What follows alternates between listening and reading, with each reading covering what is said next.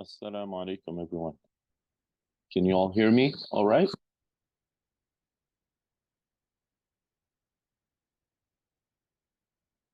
All right. Thank you very much. Bismillah. We begin and start with Allah's name, asking for His help, for His blessings, and for His protection. Alhamdulillah, we praise Allah, we thank Him, and we glorify Him. Salatu wassalamu ala Rasulillah. We ask Him to bless His messenger, to elevate His mention and rank, and to shower Him with protection and grace. Welcome to this live webinar, which is dedicated to an open Q&A. So this is the time where you may ask your questions live, and if I have an answer, I will attempt to answer your question, and if not, then we'll make a note of it and we can take it offline. I will look up the answer for you and respond to you personally, or what we can do is you can set up a one-on-one consultation, which will afford us the opportunity to get more details and background and context to your specific question. Because some questions are okay to be asked in public, but others are related to very personal matters, and a person may not wish to expose their lives to others. Thank you, Amanda, for introducing yourself. It would always be useful to have an introduction just so I know who's on the other end of the conversation. So if you can all briefly introduce yourselves, that would be greatly appreciated. And that's basically it. We have the next hour to have these questions and answers. You can utilize the chat box for your questions, or you can utilize the anonymous Q&A box, or you can request that I enable your mic, and then you can say your question live audibly. So those are the different options that we have.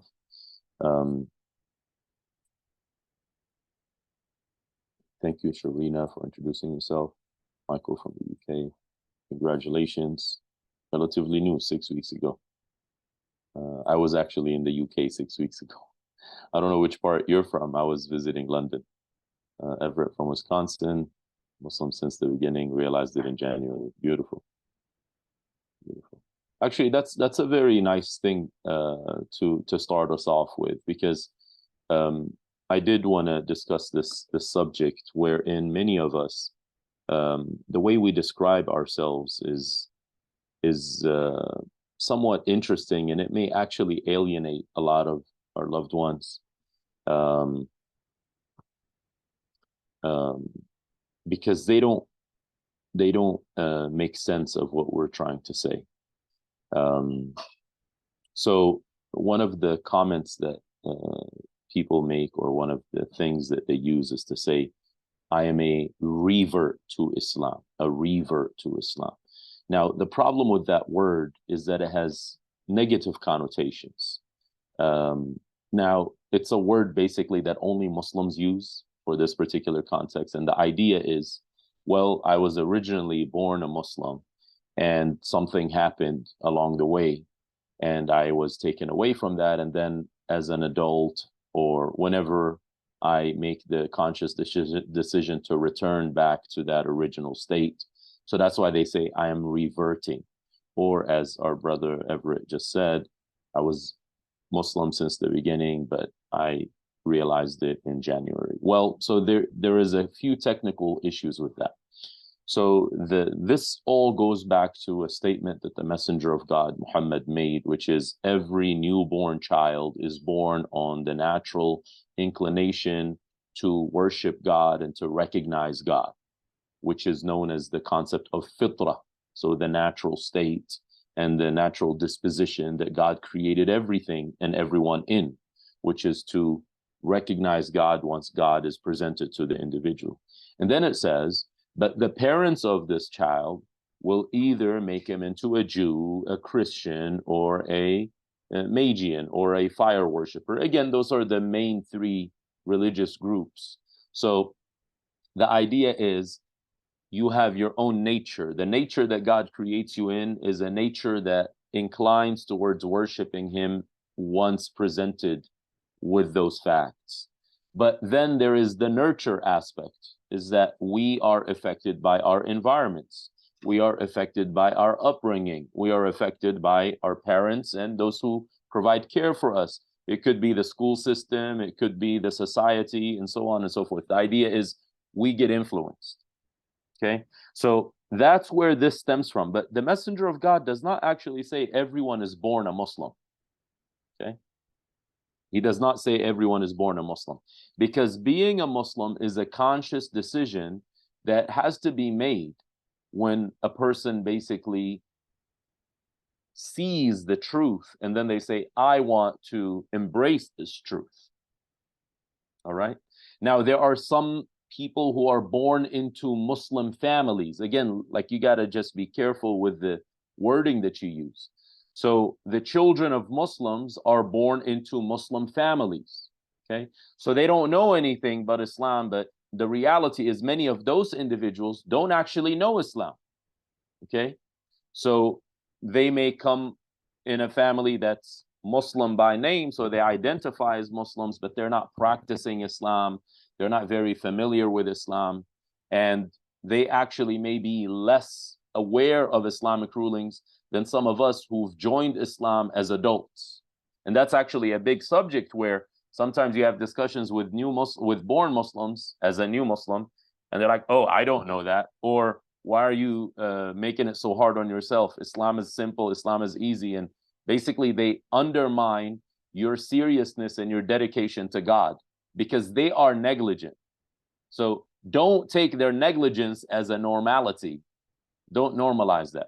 So again, we go back to this whole issue of how do you describe yourself? And I'll read to you a short snippet of something that I came across, which I felt was very good. And you can always cross-check this. So look up the word revert in the English language. It doesn't have a positive connotation. It usually means going backwards. It's not a matter of progression. Regression is going back. So it says, for the new Muslim, I'm still waiting on your questions, by the way. So the only reason I'm starting this is because I wanted to comment on whatever it said. But please ask your questions and engage in the chat or otherwise. So it says, another serious challenge you're going to face, and this is getting over the convert, in quotes, revert, in quotes, or new Muslim label. So those three labels, right? Of course, it's very ironic that I'm saying this, and this is the New Muslim Academy. So labeling yourself as such. First of all, revert, it says, again, the author says, first of all, revert is an utterly ridiculous and idiotic term. So something to have. Whoa, Michael, 9 questions. Man, slow down. The author is someone who's a professional translator and is an author and is someone who studied Islam, and he's someone who actually converted to Islam himself. So just to give you a little background, he says, is utterly ridiculous and idiotic term. To revert means to return to a former habit, practice, belief, condition, etc. Yes, every child is born on al-fitra, i.e. the natural disposition of human beings, and Islam is the religion of al-fitra. It is the religion that accurately corresponds to man's natural disposition. The argument thus goes that by embracing Islam, one returns to one's natural disposition. Great. But who made the decision to leave in the first place? I never made the decision not to be Muslim or the decision to move away from my natural disposition. I never apostated from that. To me, this was a discovery, not a homecoming. Discovery, not a homecoming. You see the distinction between the two things?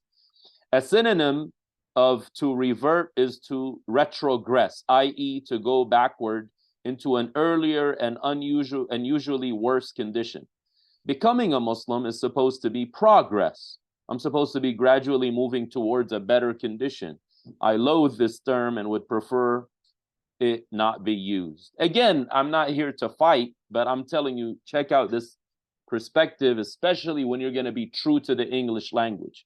If you're going to use English, you just got to be careful. You don't want to alienate others. And I know that sometimes born Muslims beat you with the stick and say, you're a revert, you're a convert. That's something on their end, but they're not really born with English as their first language. So don't lose the proper understanding of English. Every language has its own proper way of understanding. Then he says, and this is interesting for us, the term new Muslim is a temporary term. You can't be a new Muslim for more than a year, again, according to him. Once you're in the habit of praying 5 times a day and you know enough basic Arabic to do so, and you fasted an entire Ramadan, you should really stop referring to yourself as a new Muslim. And you should prevent others from doing so as well.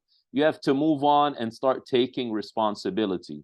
How long are you considered a new employee when you start work somewhere? I like this analogy. How long are you considered new in town when you move somewhere? Think about that. You don't want to fall into the trap of having a victim mentality and thus use the excuse of being a new Muslim for years and years when people ask you why you still haven't learned the basics of your faith or haven't made much progress in general. This is a pathetic attitude to have. Again, this is very tough love. Like, the guy is straightforward. Next, he says convert in quotes. He says convert is an accurate term because it is a permanent truth. Instead of being raised by Muslim parents in a Muslim household, a convert has made the conscious decision to become a Muslim, and usually against the wishes and advice of his parents, family, culture, society, and so forth. However, the usefulness of the term convert is just that, i.e., to distinguish you from those who are born and raised in Muslim households. See the distinction? Not those who are born Muslim, rather born into Muslim households. Aside from that, the term convert is useless, and we really should just talk about Muslims, regardless of how they got there. So we just say we are Muslim, we've embraced Islam. Don't put a title on yourself.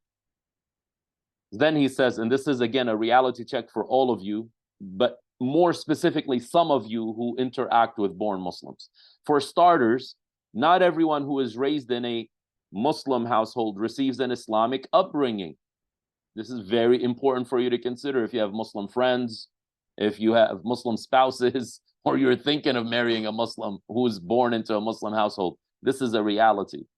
That's why we have these funny terms in English like practicing Muslim, as if it's a hobby like ballet or a branch of medicine. A child in this situation may be told that he is a Muslim or that his family is Muslim, but that doesn't mean that people in his family will pray, fast, go to the mosque, and so forth. A person in this situation faces 3 possibilities. 1, follow the family and be a secular Muslim, i.e. Muslim in name only. You could also say cultural Muslim. Some say generational Muslim. Number 2, realize that being a secular Muslim is not only contradictory, but a complete waste of time. And thus he formally leaves Islam and no longer calls himself a Muslim. And that also is an unfortunate reality, especially in Western societies. 3, try to discover Islam outside of his family and local community. The last one branches out into lots of further possibilities, because in such a case, this person is not very different from a convert. And that's why you see some people who are born into Muslim households, they relate to the convert experience because they're like, I wasn't raised with any of this stuff. I'm learning it as an adult. I've seen that firsthand with some people actually who marry converts. They're like, before I married her, I didn't take Islam. I didn't take Islam seriously, but after I married so-and-so, because she was learning about Islam, I started learning about Islam. They made the conscious decision to be a Muslim. Their family is most likely not supportive, and therefore they have to go elsewhere.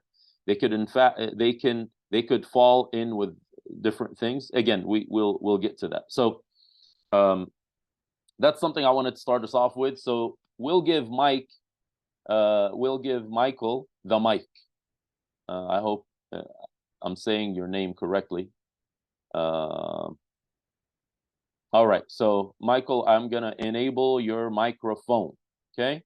Since you have questions, but I do want us to be conscious of other people. So I want you to prioritize your 9 questions, starting with the most important one, and then we'll check your question first, and then we'll go back to the chat and see if somebody else has any questions. I hope we can agree to that deal. And I'm going to allow you to talk right now. So your mic now will start to work. So you can go ahead and ask your question. Assalamu alaikum wa rahmatullahi wa barakatuh. Wa alaikum assalam wa rahmatullahi wa barakatuh. Yeah, I've just a couple of questions. That's okay. And I'll prioritize them, like you said. When when I'm praying, it says to face. Sorry, your voice is going in and out, so it's not clear. I can't make out what you're saying. Can you hear me now? Continue talking. I'll let you know. When I'm praying towards, is it the Kaaba, Mecca? Hello? Yes, continue. Yeah. But when I went to the masjid, they're praying differently. I've read up, I looked it up. You can't pray if it's south, is that right? Okay, you can't pray if it's south? Yeah, if it's Mecca's facing south, is it? Or southeast? Well, so you said you are in the UK. So if you're in the UK, Mecca's direction from the UK is the southeast direction. I've read up somewhere that it says that it's bad luck, that's do it east instead. Again, I'm sorry, I can't make out what you're saying. Your voice is going in and out. It says when I looked it up online, it says face east instead of south, because south is bad for some reason.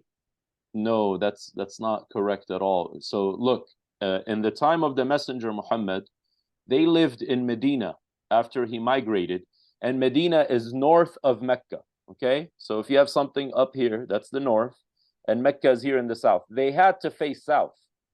So the masjid or the mosque of the Messenger in Medina faces south. Anyone who is north of Mecca is going to face south. Anyone who is south of Mecca is going to face north. So if you are in Yemen, Yemen is in southern Arabia, and Mecca is right here, then you're going to face north. If you are west of Mecca, you're going to face east. So all the people in Africa will face east. If you are east of Mecca, so you're in the Indian subcontinent, Southeast Asia, you're going to be facing west. So it all depends on where you're located. So you're located in the UK, the direction of prayer, salah specifically, not prayer as in talking to God, is going to be southeast. Now, give or take, it's not going to be like so precise, but the general, depending again whether you're outdoors or indoors, whether you have a compass or not, but the point behind all that is you're going to face the general vicinity of southeast, because when you face Mecca, that's the direction that you're going to be facing. Thank you for clearing that up. And whatever you came across, whatever you read about facing east is not talking about your context. And that's the problem of just reading on your own. That is something that can be said. So like we can say, if you are in Africa, you can't face south. You got to face east. That makes sense if you're in Africa, because you are west of Mecca. But for you, you are northwest of Mecca and mostly north. I mean, when you talk about the UK is known to be northern, like a part of Western Europe, but also Northern Europe.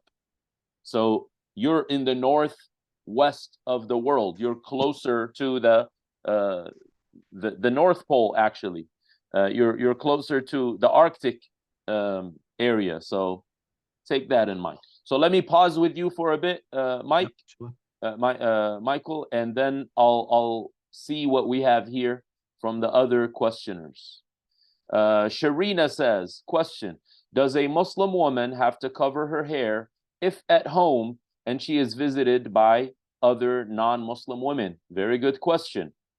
So this is regarding the way we dress, especially as women, but more specifically in the presence of others. So the rules and the regulations of the dress code of Islam, this is a big topic. Now, what I'm going to do is I'm going to share articles with you here. I'm going to answer your question, but I want you to have references so you can read this on your own time, so you're very clear on it. It's actually 3 articles in one under the Muslim, the dress code, the Islamic dress code, okay?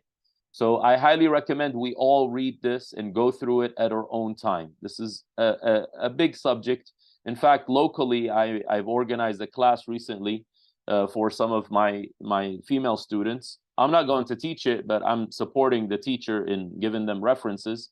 They're going to spend several hours on this topic, so it's not going to be sufficient to talk about it here briefly. So make sure you bookmark the link that I just put here, okay? So in front of non-Muslims, we have two primary opinions by the scholars of Islam, which says if they are non-Muslim women, then you have to cover in front of them. You observe covering in front of them. If they're not your like direct relatives, like your mom, your sister, and so forth. Another opinion says, no, you may actually uncover your head in front of them as long as it is safe to do so. What do they mean by safe to do so? Meaning these individuals are trustworthy, they have integrity, and there is no risk of them, number one, having some type of attraction to you. I mean, again, the reason why we cover a certain way is so we don't arouse attraction on others who look at us. We are preventing them from being attracted to us. That's the reason we cover our bodies. So we don't show our nakedness. So if you feel safe and these individuals have integrity and they're trustworthy, meaning they're not going to take a picture of you and go post it online. You're all familiar with all the social media scandals that we have, right? Where now you become a Muslim, so you're a covered woman, right? So you have a different persona now in public than you did previously. And I'm sure you don't want anyone to see you uncovered. Now, if someone is not trustworthy, they may take a picture of you and post it online. And that happens all the time. You have friends over and they're what? They're like, oh, let's take a selfie with our dinner. They don't even consider that you have these regulations that you're showing them yourself in person, but you're like, it's only for here. Social media, there's no filter. Everyone sees it on social media. So you want to be very careful. Now, if the people come over and they want to do things like that, you got to give them a disclaimer. Look, I don't have my pictures out in public, so please don't take pictures here. And also, again, do you feel safe? The other issue, again, is something, unfortunately, we have to discuss. Some people have same-sex attraction. So if you got female friends who are, people who lean that way, that's their sexual orientation or what have you, then you got to be careful. You can't basically show them your body because they may feel attracted to you. In fact, you should not be in their presence because you may actually get assaulted or harassed. So you just got to be careful. And this all goes back to a specific passage in the Quran. So I'm going to give you the reference because that's the reference of who can you uncover in front of, okay? And then I'm going to tell you why there is this difference so you can appreciate the scholarship that goes behind it, okay? So, so the reference to this is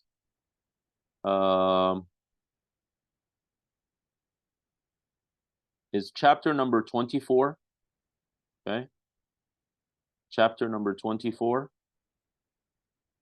And let me give you the chapter 24, passage number 31. Okay.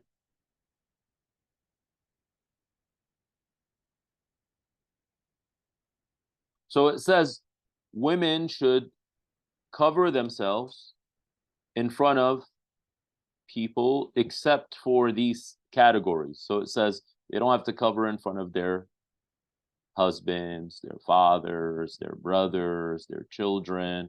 And then it says, and they don't have to cover in front of their women folk. Okay, their women folk. So there is that pronoun, their women folk.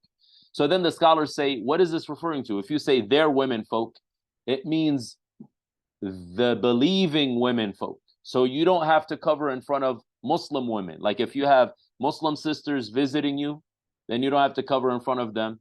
And that's the first opinion I mentioned. But you cover in front of the non-Muslim women. But other scholars say, no, it means the women folk as long as they're trustworthy women folk. So that's why it has this attachment. They're women, meaning women they're familiar with, women that they don't have to feel at risk with. I hope that makes sense for that particular question. Okay, let's see. All right, I'm going to go to the Q&A box because I see some questions here.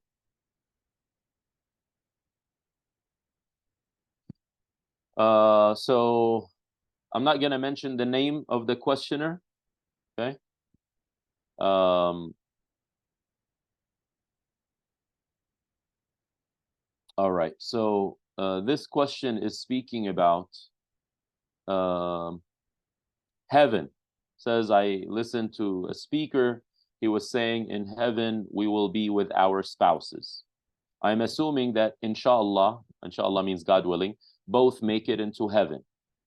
Yeah, I mean, if the person is not a believer or they don't end up in heaven, you're not going to be with them. Then it says, yet in the Quran, it explains men get virgins. Okay, I don't actually know that that's what it says in the Quran. It doesn't say virgins. It speaks about maidens in heaven that will have wide eyes in which the black is very black and the white is very white. They're called al-hurul ain. It doesn't use the word virgins in the Quran. Okay. But there is other descriptions to these mates that says they were not touched before. They didn't have any relations before, neither by humans nor by the jinn. So, but it doesn't say this word virgins. I just want to make that clear, and I'll share resources with you on this. Then the question actually says, knowing there is no sex in the afterlife, what is that meaning? Well, I don't know how you know that there is no sex in the afterlife. There is actually sex in the afterlife. So I'm not sure where this comment is coming from. That's actually a Christian concept, but it's not an Islamic concept. So in Islam, we are told that we will have intercourse with our spouses, but it's not going to be the same as it is in this life. Meaning, there is the gifts of the people of paradise are gifts for them to have pleasure that is clean and wholesome. So there will not be any type of intimacy that is filthy. So anal intercourse will not be allowed, just like it's not allowed in this life. So which is sodomy, and also same-sex relations. But there will be intercourse between men and women who are lawful to one another. So a woman with her spouse and a man with his spouse. So a woman with her husband and a man with his wife. So that's that topic. I can give you further feedback on that or references. But this thing, actually, I want to know. And again, you can go to the Q&A box and say that if you want to remain anonymous. And if you don't mind, you can actually direct message me on the chat. You can also do that if you don't want to ask it in front of others. But this question of knowing there is no sex in the afterlife, there is no such thing as knowing there is no sex in the afterlife, because that is something that we do have in Islam. So that's a Christian concept, not an Islamic concept. And I'm going to share a reference on that to give you further information on the topic. Okay.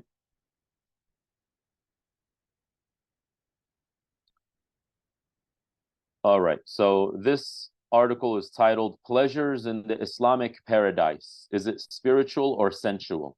Okay. So this again is an article that's going to take you some time to go through. So I'm just going to drop it here.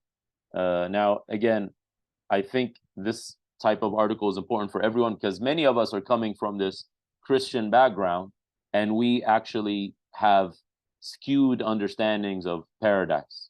And this, in fact, is one of the ways that Christians attack Islam. They're like, oh, Islam says this, and what kind of paradise is that? Well, that's the paradise that God spoke of. So that's the idea. So pleasures in Islamic paradise, spiritual or sensual, that's one. Then the second one I want to share is you mentioned the comment on virgins. Okay. So, right, the virgins in paradise.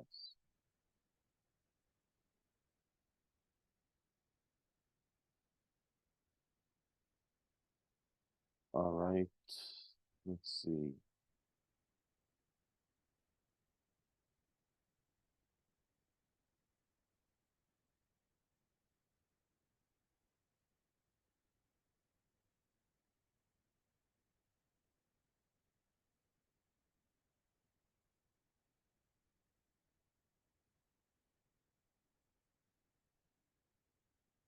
Hmm.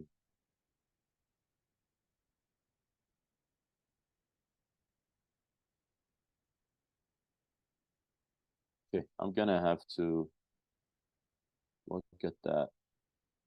Seems like the website that I'm looking for has somewhat changed, so I can't find. Or maybe it's on this actually. Sorry. Yeah.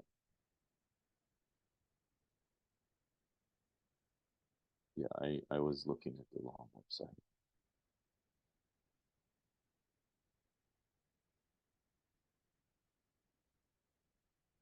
Hopefully it's working. If it's not working, then don't worry about it. Okay, it's uploading. Let's see if we have other questions here. All right. So we answered Sharina's question. Okay, Everett says, Allah, and then SWT. By the way, I don't like this SWT thing because most people who are learning, they don't actually know what it is, but many of us just copy what we see people do. This is an acronym that stands for Subhanahu wa Ta'ala, which means he's the most perfect, the most sublime. So whenever we mention God's name out of respect and not taking his name in vain, we will typically have that in the Arabic language. But it's not necessary to put the acronyms because people get confused, you know. So some new Muslims actually think this is part of God's name. God Swat, like Swat. Who is Swat? You know, so gifted me the adhan in the deserts of Arabia early in my life. And he has been in my heart and life since. I let life distract me, marriage, divorce, kids, PhD, from listening. And then last year, I started listening, reading, feeling. That's why I think of it that way. God has always been there, of course, regardless. Even if somebody's an atheist, God has always been there. But the point is, are we committed to God? So God being there, that's a reality, that's a fact. But once we make the conscious decision to commit to God, then that's when we become Muslim, and then we have a proper relationship with God based on his terms and his conditions. But I appreciate Everett sharing all this with us. I had the pleasure of meeting him last week, actually. So thank you so much for sharing this with all of us. I know the story, so but I again wanted to clarify to others regarding this topic, because even though we've been Muslim since the beginning, in the sense of, yeah, in fact, God made a deal with all of humanity before we even came into this world, when we were in the spiritual realm, and he asked us all, am I not your Lord? And we all said, yes, you are our Lord. I'm going to give you the reference to that. So like that is definitely the very beginning. That's like when God first made Adam, and then he took all the children of Adam from his, you know, he took them in soul form, in their souls, their spirits, not their bodies. And he asked, am I not your Lord? So this is mentioned in the Quran in chapter number, let me give you the exact reference. Chapter number 7, the passage is 172. 172. Okay.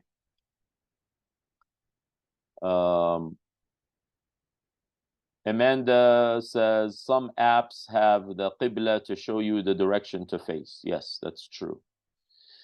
Ariana says, Assalamu alaikum wa alaikum salam. I reverted to Islam a bit over 2 months ago. Well, that's what we were talking about. We don't say reverted to Islam. So, but maybe you came late. I found out there is a masjid quite close to me. How should I approach it? when is the right time to go visit, and to who should I speak first? I am not wearing a hijab yet, although should I wear one there, even if to just ask for info? Thank you, brother. Okay, so Ariana, number one, I would like to ask you some questions if you don't mind. Where are you located? Okay, so that's number one.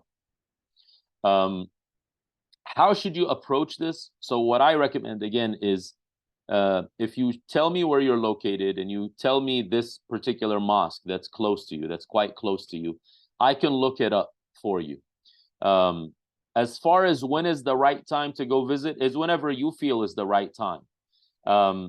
But now there are a few things to take into consideration. Depending on where you're at, sometimes, I'm guessing, again, Ariana to me sounds like a female name. So sometimes some mosques may not have accommodations for women, again, depending on where you're at around the world. That's why I'm asking you, where are you located? So then you would be in an awkward position going there and they say, we don't have accommodations. They don't know anything about you. So what's important for us whenever we want to go visit a mosque is to actually contact them first. So give them a call or send them an email. Usually all mosques today, they have websites. They may even be on social media. So reaching out to them and asking, I'm a new Muslim, just like you're telling me here, right? I became Muslim 2 months ago. I found that you guys are close to me. I want to know if I can participate in some of the services and some of the programs. I was wondering, do you have a new Muslim support program? Do you have a new Muslim class? So good mosques that take this into consideration will usually have that. But some mosques don't, because again, they may be in a particular area in the town, in the city, where everyone is just working. So it's mostly just to go there, they pray and they leave. They don't actually sit down. There's no socializing. There's no community. So again, you don't really want to go to a place like that because you won't have the right type of accommodation, whether you're a male or a female in this instance. So I usually like to send people to locations that have new Muslim support groups or new Muslim classes. The other thing is, you said, who should I speak to first? Well, you should speak to the leadership first. Like, that's the key. The key is speak to the responsible person. You know how, like, you're talking to me right now, I'm the responsible person here. So you're asking me the questions and I can give you all the information I have. But if you just ask a random person, they don't even know.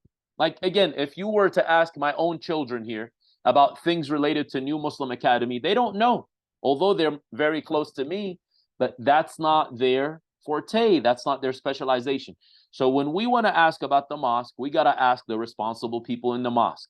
So the mosque typically will have an imam. Again, all depending on where it's at and what kind of accommodations they have. An imam is like the religious leader. That's the key person you want to connect with. But let's say you're in a place and the imam doesn't even speak English. That also happens. Again, we have a lot of ethnicities in Islam. We have a lot of people who migrate to the West. So again, you're an English speaker, I'm guessing, because you're here with us. But the community makeup is mostly people who come from overseas. So they're immigrants. So the imam maybe does not speak English as a first language. So that's one issue. Sometimes a mosque will have a religious director. Sometimes it will have a secretary. Sometimes it will have an office manager. So it all depends on the specific place you're looking into. And that's why I would like you to maybe email me all this information and email me like where you're at, so I can look through my network what would be a suitable place for you to go visit so you can have a positive experience. Now, I also want to comment, it says, should I, I'm not wearing a hijab yet. Yeah, that's natural. As a new Muslim, you're still making adjustments, so that's not expected. But again, when we want to go there, out of respect, even non-Muslims, like sometimes we hold open houses in the mosque. So we tell people, dress in a way that is modest. Dress in a way that is not revealing. Like, don't wear revealing clothes when you go. You don't have to necessarily put the whole garb on. That would be ideal, because then you're showing respect, you know, like if you show respect, then respect is given to you, because you don't want to have a random person coming and starting to correct you because they don't know your story. And they say, hey, sister, you can't come in here looking like that. So it's good for us to actually go there prepared and to go there. Usually we give people actually like some information about how do you engage with the mosque. I'll give an article here actually, and this is for everyone's benefit. So like the first time in the mosque, right? Because that's a very big thing. So we will share with people the manners of attending the mosque. The manners of attending the mosque. It's a two-part article. Because again, as new Muslims, we don't know. We don't know the manners of like what is expected. So I'm sure that's what you're asking. What is expected? So let me share these emails, and then I'm going to give you my email address. Okay, like just quickly to remember it, you can just email helpdesk@newmuslimacademy.org. Helpdesk. Any questions you have, you can send it to them, and then they'll send it to me. But if you want to have my specific email, then this is my email address as well. So ahmed@newmuslimacademy.org. So my name, AHMAD @newmuslimacademy.org. Yeah. So again, everyone has their own particular experience, and you just want to make sure that the experience is a positive one, and you want to do your homework ahead of time. And I appreciate you asking this question. So it's actually a very good question that you asked there. Again, I just want to check in the chat if I'm missing anything. So I look forward to your question, Ariana. Let's see. Virgin or not, I still find the idea of not just other women, but so many other women upsetting. I guess it doesn't help that I'm a revert. Again, we said revert is not the proper word to use, and therefore wasn't brought up with that concept. Makes me want to cry though. So again, I don't know much about you. I see how you're introducing yourself with preferred pronouns and things like that. So there actually we may need a longer conversation, and maybe that's a conversation to take offline actually. As far as virgins are concerned, like I said, there is this article that kind of addresses this issue. It did upload, so because a lot of times what people try to do is they try to undermine Islam with this very topic. So I'm going to share with you this article about virgins in heaven, and this is for everyone, whoever originally asked the question, and then everyone else. I hope that it doesn't really sadden you, but what I want to remind us all is when we come to Islam, the whole point of coming to Islam is to have a proper relationship with God. What that means is that the relationship with God is going to be on God's terms and conditions, not on our terms and conditions. We can't put conditions on God, and we can't tell God what we like and what we don't like. It's the opposite way. You know, if I want to have a relationship with you, I don't dictate to you the rules of the engagement. You dictate to me the rules of the engagement. And if I don't like your rules, I just won't have a relationship with you. I'm not going to be stuck there. Okay? So if a person believes that God is their creator and their master, and God is the only one who dictates what's right and what's wrong, and God is the one who is the ultimate master, then they're going to submit to God. That's what Islam is all about, submitting to God's commands, and doing so voluntarily, and doing so lovingly, even if it's not something I'm used to or something that I was brought up with. I want to please God, so I'm going to do whatever it takes to please God. I'm not going to do my thing and just throw it in God's face and say, here, this is what I want to do. That's not really a loving relationship. That's called a relationship of someone who's very entitled and a narcissist. So we ask God to protect us from entitlement and narcissism. Okay, so we'll go back now to other questions. I learned in NMA that believers who are in hellfire, that the flame does not touch the 7 places of the body of sujood. Sujood meaning when we bow down on the ground. I didn't get to clarify if that also includes the places we perform wudu. So again, I don't know when you heard this specifically, but talking about the believers, so those are people who, after Judgment Day, they had to pay for the consequences of their actions. So although they're believers, it means eventually they are destined to paradise. But they're going to spend some time in the hellfire to purify themselves from those things that they need to get purified from. Now, because they're believers, they're not going to have the same exact punishment as the disbelievers. Because again, there is levels and degrees of the hellfire. The punishment that's in the hellfire and the torture that's in the hellfire is not on the same level. So the believers are going to be purified, and then eventually they will come out of the hellfire. So what you're referring to is that the fire doesn't touch the places where they made wudu. The places where they made sujood. That's what you're saying. Again, I would like to look that up because I don't like to just comment on the spot. So maybe Amanda, you can send me an email regarding this specific thing, and I can find you the exact reference. I don't have it right now on my mind, but what I will tell you is there is a way that the Messenger Muhammad is going to recognize the Muslims in the Day of Judgment. And the way he's going to recognize them, because he's going to go and intercede on their behalf, and he's going to give them a specific drink, a special drink that they will not experience thirst after. The way he will recognize them is because the body parts that they washed themselves, like the ritual cleansing that we have, what you mentioned as wudu, that's the Arabic word. I don't like using Arabic words because for some of us, it's really difficult and we're still not clear on these terms. So I like to translate everything to English. So the place where we used to make the ritual washing, which is our faces, our hands and the arms to the elbows, our heads and ears, and our 2 feet to the ankles, those places will actually be illuminated. They will have radiance coming out of them. And that's how he's going to recognize us. Like, he doesn't know us other than that. That basically becomes the way of recognizing the believers because of the righteousness that they did in this first life.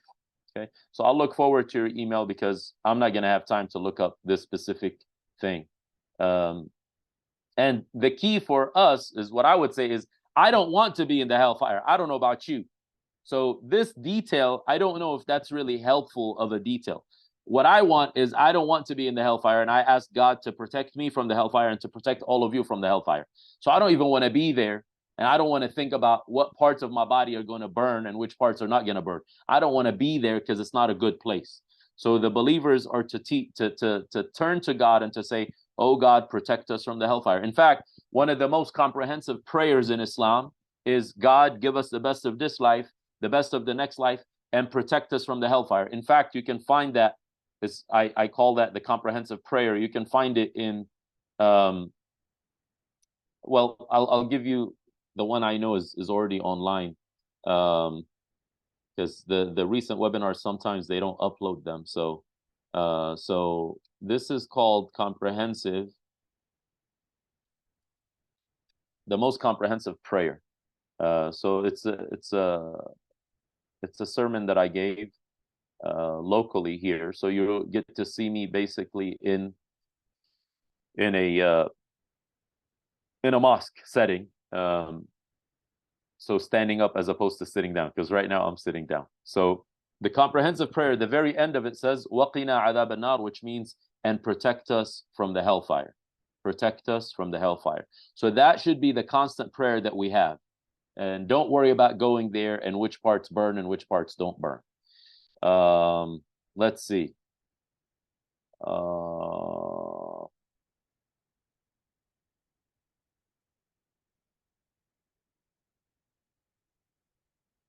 Okay, what's wrong with revert? You got to check that out in the recording, because I spoke about that for about 10 minutes. From Allah's perspective, no one ever said it quite that way before. I don't know what no one means. Maybe you never heard it.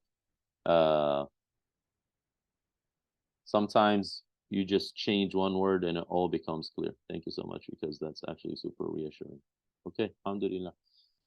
Yeah, so Sharina, question: if I took a shower including washing my hair and intending to make wudu but forgot to make actual wudu, then went to pray, is that prayer valid? Very good question, actually. So taking a shower, as long as you're washing your whole body and you do some of the things that we typically do in wudu. So you got to rinse your mouth and you got to blow your nose, and then you wash your whole body completely, including the hair going to the roots. So that will basically purify your whole body, and you would be in a state of ritual purity. However, what is recommended is that as soon as you go into the shower, the first thing you start with, this is the way the Messenger of God would make his showers. So this is like a pro tip, okay?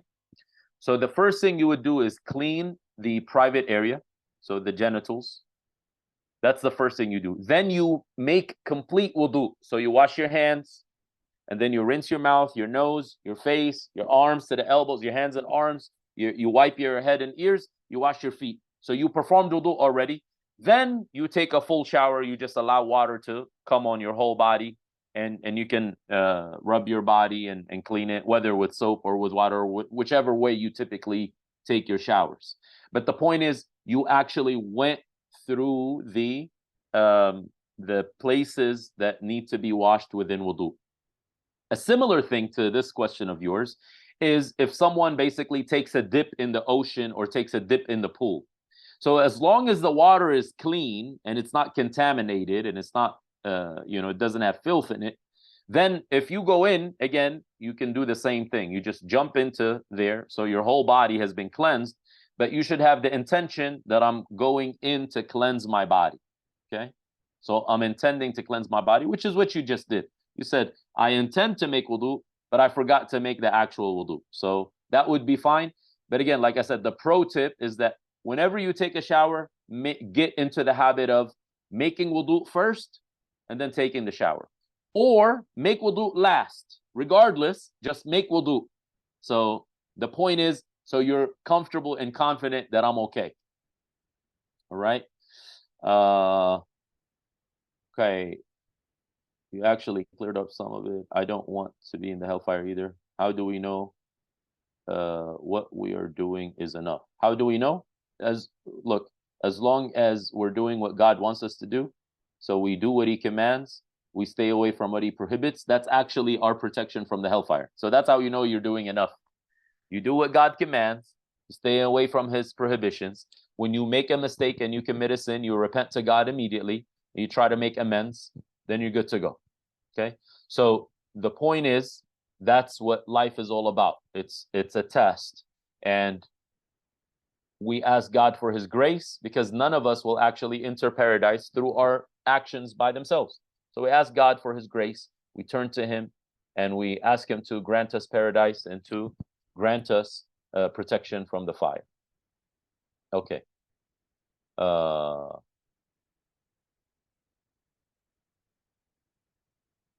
right. Our Lord, bring us in the present life a fair reward, and in the afterlife a fair reward. Protect us from the torment of hell. Yeah. Thank you, Grisel. That is the prayer that I was referring to. And I think I did mention that. Did I give you guys? Yeah. So I did share the explanation of it, because the actual translation doesn't do it justice. Okay, let's see. Abdul Rashid, what advice would you give to us reverts? Again, here we go again. Everybody using the same word. Who from time to time either miss prayer or delay it because of work or family. Well, again, we have to have our priorities straight. And this is not just for people who embrace Islam, like us here, people who converted to Islam. But it's for everyone.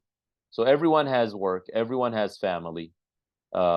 And we got to have our priorities straight. So what is our priority in life? Is it God, or is it work and family? And the right answer to that is, for a Muslim, the priority should be God. God is the priority, and God tells us to meet with him 5 times a day. Now, the thing about God is, it's not unreasonable, because he tells us to meet him 5 times a day, and he gives us a time window.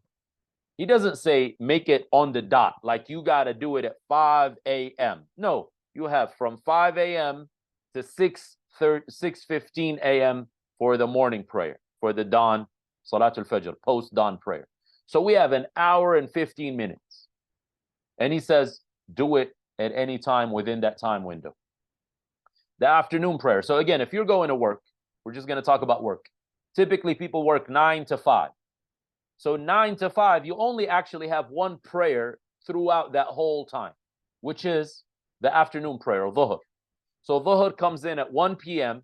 and goes out about 4:30. So I got 3.5 hours to perform that salah.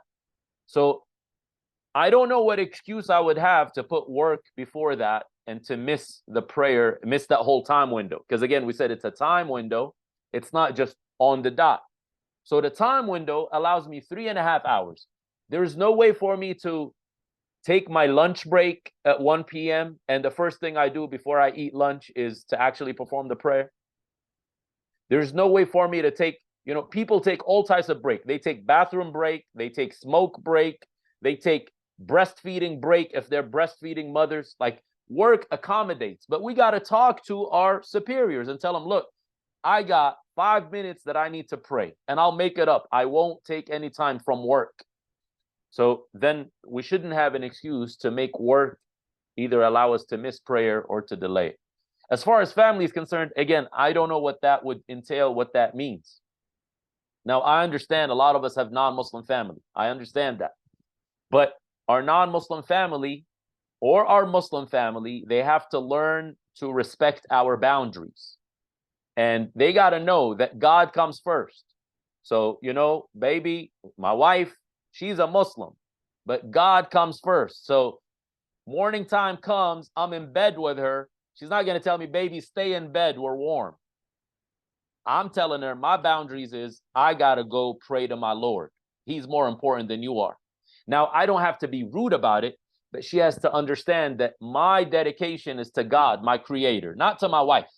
My wife comes later on. She's not the top priority in my life. Same thing with my children, whether they're Muslim or non-Muslim. I got prayer to go to. So I'm not going to entertain this foolishness that's taken me away from God.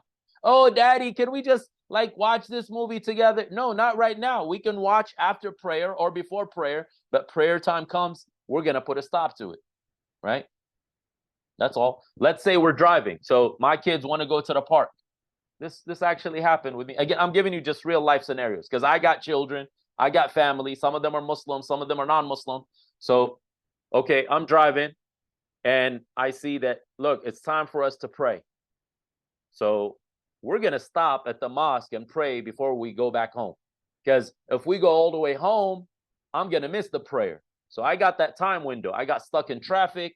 We got stuck running errands. I got the time window. I'm going to stop in my local mosque and pray. I don't have to only pray at home. Even if I don't have a local mosque, I'll stop somewhere and just pray right there. Parking lot, a store, whatever it may be. So the thing is, I have to prioritize God. I have to prioritize prayer. Prayer has to be prioritized. Now, the advice, though, again, maybe I'm preaching to the choir. Again, you're probably someone who knows quite a bit. I know that because Brother Abdul Rashid has been Muslim for a while. And he attends classes. And again, maybe the question is not necessarily just for him, but for others as well. When it comes to advice regarding this topic, the first thing we need to do is to ask God to help us. And that's why I dedicated a whole lecture, actually multiple times. If you go to recent webinars, it's called Prayer for Help. It's all about asking God to help us with the prayer because the prayer is a challenge for new Muslims. That's a fact. Many of us struggle with it. Okay, so we need to ask God to help us.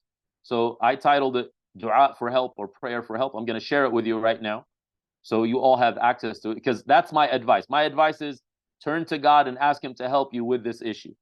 Number 2, whenever we do make the mistake, we do miss the prayer and we do delay the prayer, then we should immediately repent to God and make it up. Don't let it slide.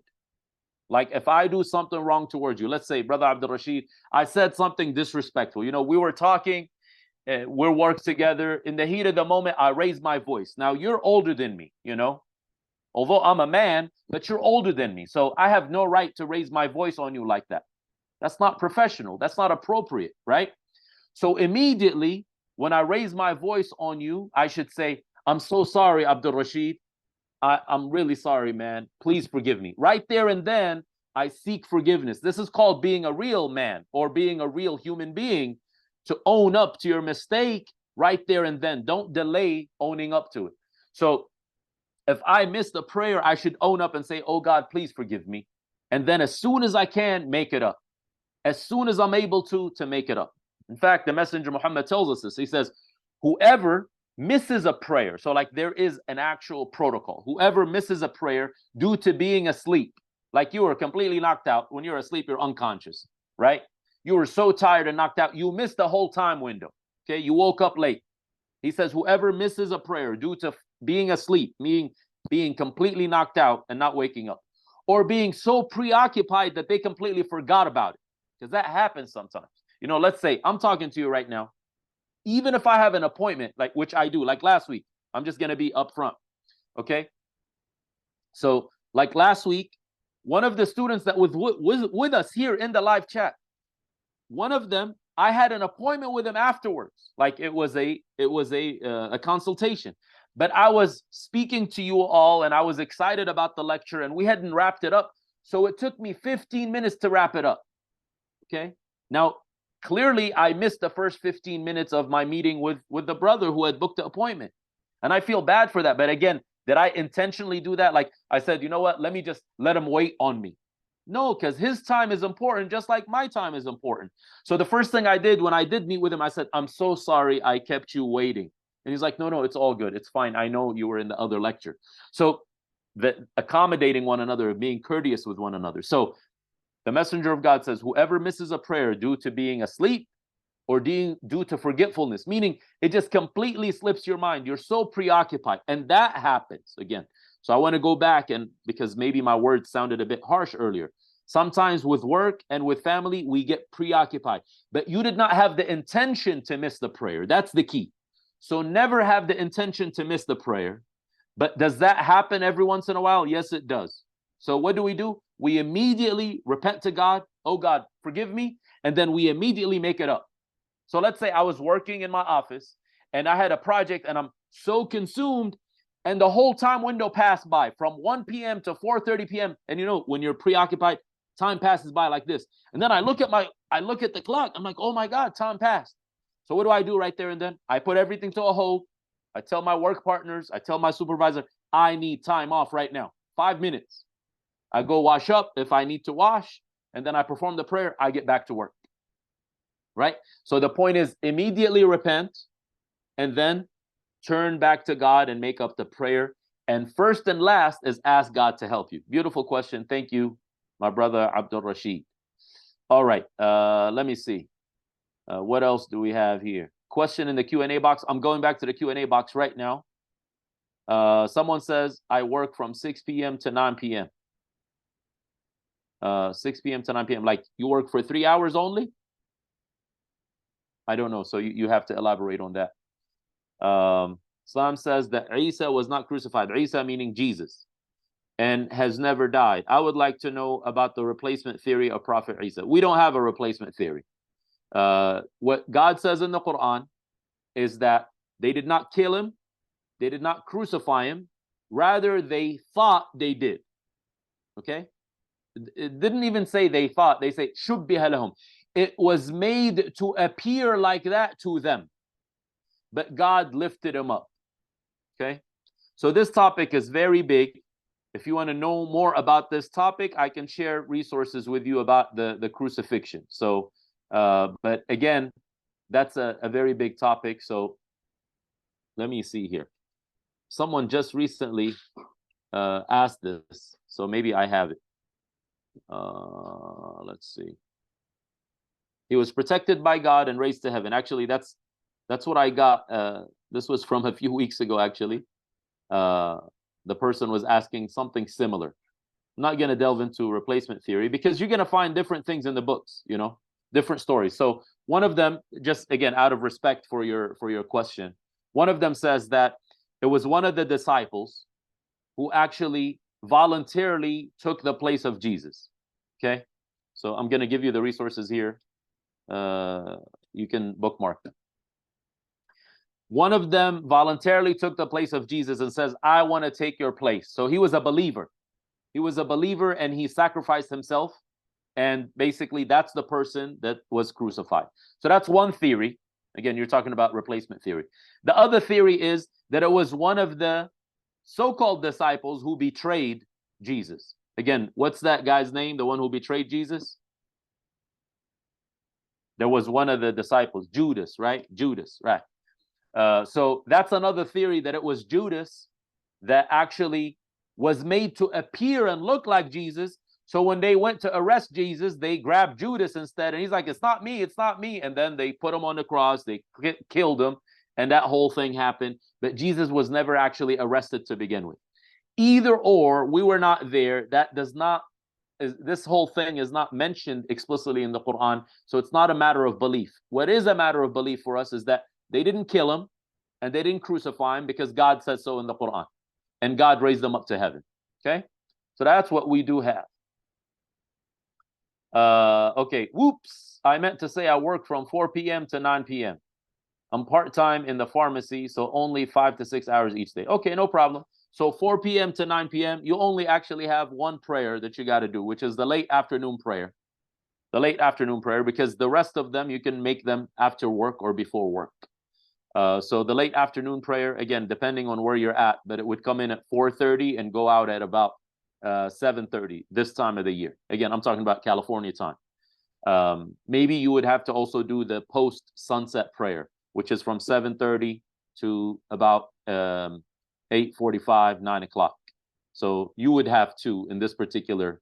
But again, there is time windows. The whole point that I'm sharing is there is time windows. It's not a specific time, rather it's a time window from to, and you can make adjustments and you can talk to people at work to make that happen. Okay, my first lecture, maybe this is why my concerns are no, concerns are not dumb at all. Actually, I appreciate everyone asking. In my book, there's no such thing as a dumb question. Okay, there's no such thing as a dumb question or a stupid question. All questions are important. And you should never hold back from asking questions. But at the same time, the only comment I made is about this revert thing is because we spoke about it in the very beginning. So I just didn't want to be redundant, repeat myself in the same exact lecture, because then I would not be fair to everybody else who came on time. And I did say, please watch the recording because you'll hear me speak about it, right? So the recording will be up in a week or so under the recent webinars section of the website. So there is no such thing as a dumb question. You're not asking dumb questions at all. So please, if you got that impression, I apologize. There is no such thing as a dumb question. Thank you, Everett, for helping us out. Seeking correct information. Yep, you're in good company. Thank you for being with us. All right. So that's that. All right. So let's go back now to the Q&A box because I got a bunch of questions there. All right. Came to Islam 2 months ago. Well, so that one we discussed, which is the one about the mosque. Muslims are allowed to carry out family planning using methods prescribed by doctors. Here we go. I'd like to know whether Muslims are allowed to carry out family planning using methods prescribed by doctors. Well, it all depends on the family. It all depends on the husband and wife and where they're at, and also it depends on the diagnosis that they have from the doctors. So it's not just family planning. I think you're more specifically talking about something related to contraceptives. So this is a big topic. And what I will do is I will share a text that talks about that. So you can learn all about that from this text, okay? Because that's a complicated matter. It's not a simple thing.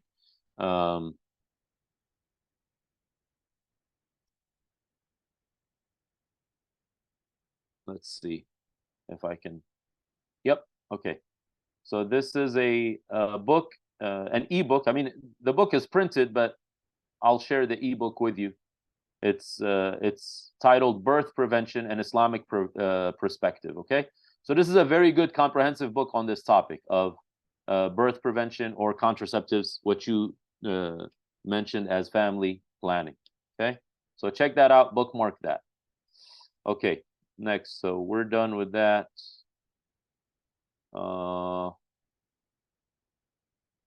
Okay, just going in order.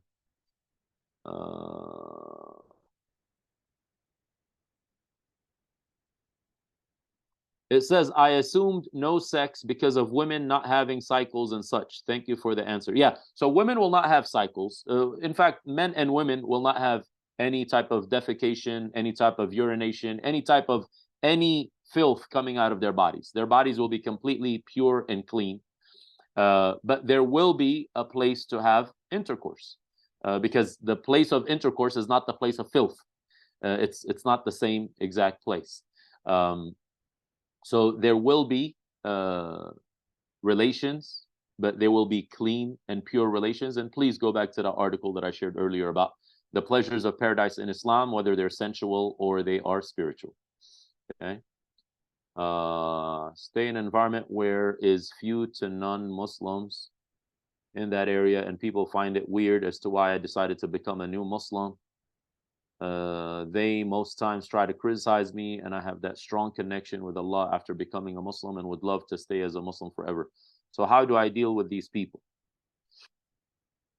Well, one of the key things for many of us as new Muslims is to actually consider changing our environment. Changing our environment and being in an environment that is more conducive to worshiping God and feeling comfortable in worshiping God. So that is the ideal. The ideal is for us to seek out such environments, whether that requires us to relocate or to find like-minded people and to spend time with them. That's the practical thing that we can do. And that's what the early Muslims did in the time of the Messenger Muhammad. They had to find a place to practice Islam without people bothering them and persecuting them. So initially they went to East Africa because although it was not a Muslim society, but the king there was a good Christian king who eventually converts to Islam, but he was fair and just, and he allowed people freedom of religion because they didn't have freedom of religion in their own country. And what freedom of religion means is not like what it says in the American Constitution. It means you're comfortable and confident practicing your religion publicly. Nobody's going to scrutinize you or put you on a watch list or a blacklist or spy on you and stuff like that. So yes, although America may say we have freedom of religion here, but there's all types of government interference and non-government interference with people's practice of the faith. Not just faith, even politics. Like if you're in America and you're against the US government is not going to be happy with you. Whether you're a white supremacist or you're a black supremacist or whatever that you are, they're going to make you feel miserable, right? So you want to try to be in a place that you are comfortable and confident in practicing your faith. So I said the early Muslim community, that's what they did. They initially migrated to East Africa, but then eventually they established their own entity, which is Medina, and there was a migration to Medina so they can practice their faith freely, and they don't have the excuse of, oh, we're being persecuted. Because the worst thing you can do is to play that victim mentality. You don't want to victimize yourself and always blame others for your own misfortunes. So it's gonna definitely be strange for people that you became a new Muslim. However, this is also another opportunity for us to explain to people about Islam. And many of us can actually be a catalyst for people embracing Islam.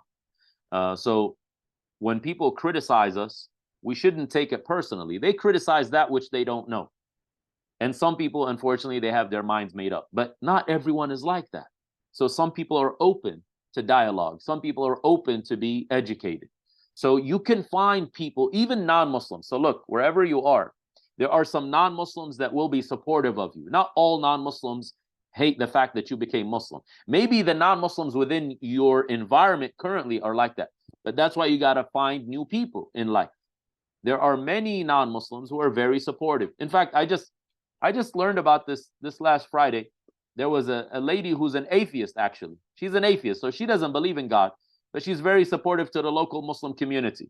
In fact, she knows a Muslim in her life, and she wakes that Muslim up for morning prayer, right? So that tells you something. There are non-Muslims who will be supportive, even if they don't embrace Islam or they agree with you, but they will be supportive. They're like, you know what? We love you for who you are. Whatever you've chosen, that's fine. That's between you and God. We're not going to criticize you for that. Others may criticize you, and you know what? That's them.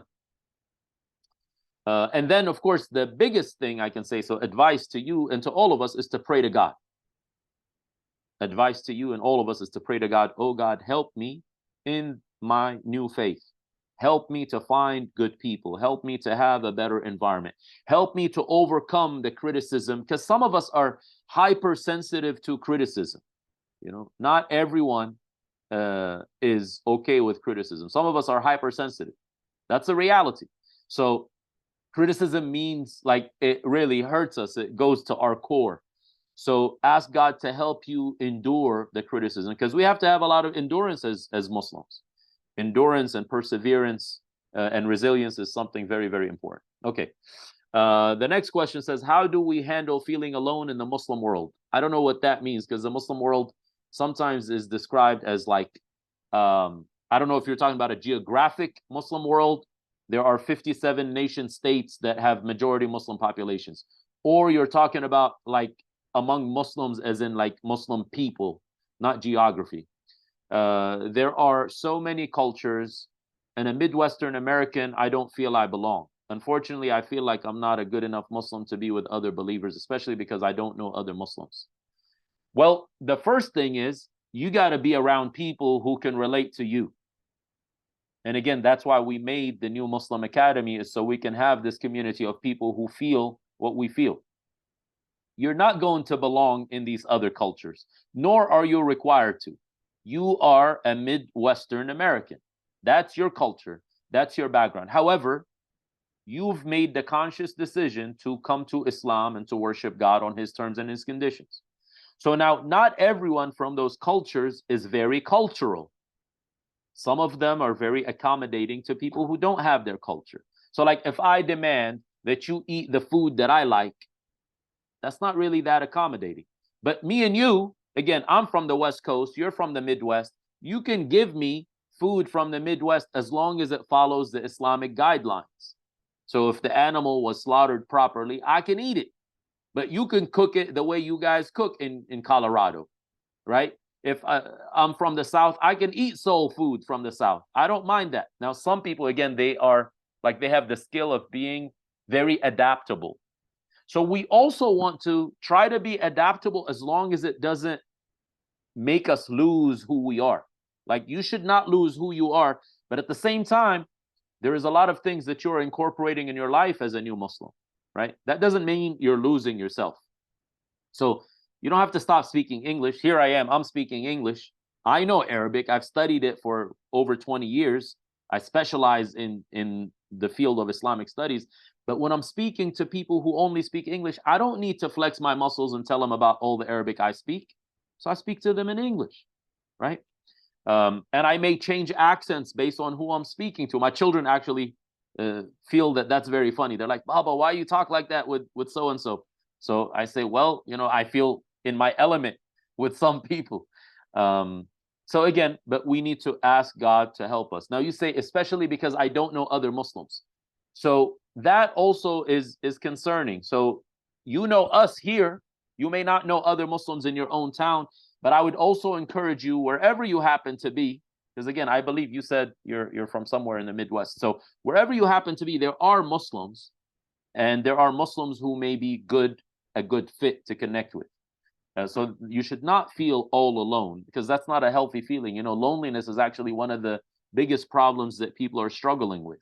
So we should have people, but that doesn't necessarily mean we see them every single day or we're like living next door to one another. But that's why Islam encourages us to establish families and establish communities and to exchange visits and exchange gifts and do things like that, so we don't feel all alone. But again, if you have a specific question about your area, I can possibly connect you with people in your locality, but you just send me an email so I have more background on that.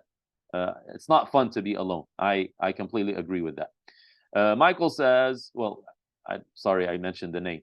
If I shower before every prayer, that's not necessary. And in fact, that could actually not be healthy, because we got 5 daily prayers. You should not be taking 5 daily showers, because you will basically cause aggravation to your body. That's not how the body was designed. We wash specific parts of the body, not the whole thing 5 times a day. Again, if you do that one off, you know, that's one thing, but to be consistently like that, I don't think that's healthy for you. But what if you do so? Well, that's sufficient as long as you have the intention of, I'm doing this to purify myself, to be able to perform the ritual devotion, the salah. But again, as I said, you should still rinse your mouth, because you don't typically rinse your mouth in a shower, and you should blow out your nose, like rinse the nose as well and blow your nose. Okay, so we're done with that. What if it seems impossible to move because of work? I don't think there is anything that's impossible, and you can always find employment elsewhere. You have to remember that. You just have to inquire.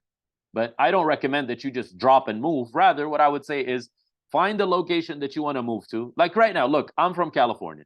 It's extremely expensive out here. The housing is expensive, living is expensive. So many people are moving. But you don't just pick up and move. Before you move, you look into other locations and you look at the housing there, you look at the expenses in life, but you also start looking for employment there. Before you make that move, before you make that transition, you have to inquire and find out, are there working opportunities for somebody like me with my skill set? And if there are, then you can make the transition. But don't make any reckless moves. So shop around and see what's available and what you can do. And maybe you're not going to be able to find work. That's a possibility. But most likely you will find work. So, like, you're not stuck in the same job. That's actually not a healthy way to think about things, because God is the provider. And if God provides for you in this location, he can provide for you elsewhere as well. But are you genuinely interested in having a better environment for your faith, having a better environment for your family? So many people, again, from California and other blue states, because of high crime, so like New York, Chicago, LA, San Francisco, these cities that we have in America where there is high crime, they're all run by Democrats. So many people from those areas are actually moving out. They're going to Texas and going to Florida. I know that this is getting into politics. I understand that. That doesn't necessarily mean they love the government of Texas or Florida, but they see that, you know what, at least there is more family values in those areas. At least there is less interference in the education system of brainwashing the children. So people are making decisions to move all the time. They're not saying, well, because of work, it's impossible, right? So I'm saying these are non-Muslims. Forget Muslims right now. These are non-Muslims that are making these decisions and going elsewhere, you know, so they can feel comfortable that, you know what, we feel good here. These are conservative values, Southern hospitality. They're not going to interfere. It's small government. It's not big government, right? Because Democrats are big government. Republicans are small government, whatever, right? So people make decisions for these political reasons. Now, we as people of faith, it should behoove us to make decisions based on our faith and to say, you know what, I want to be in a place where I can practice my faith better. And that's why so many people actually will say, I want to relocate and live in a Muslim majority country. A Muslim majority country that actually I feel comfortable. Like, you know, Brother Everett earlier was mentioning, I was hearing the call to prayer because he lived in one of those countries. So sometimes that by itself, the fact that you hear the call to prayer 5 times a day, that's what reminds you to pray. But in America, do we hear that? For the most part, you don't hear that. There's only a few cities in the whole United States that you'll hear the call to prayer, but you got to be right next to the mosque. Those cities are Michigan, Ann Arbor, and Hamtramck specifically.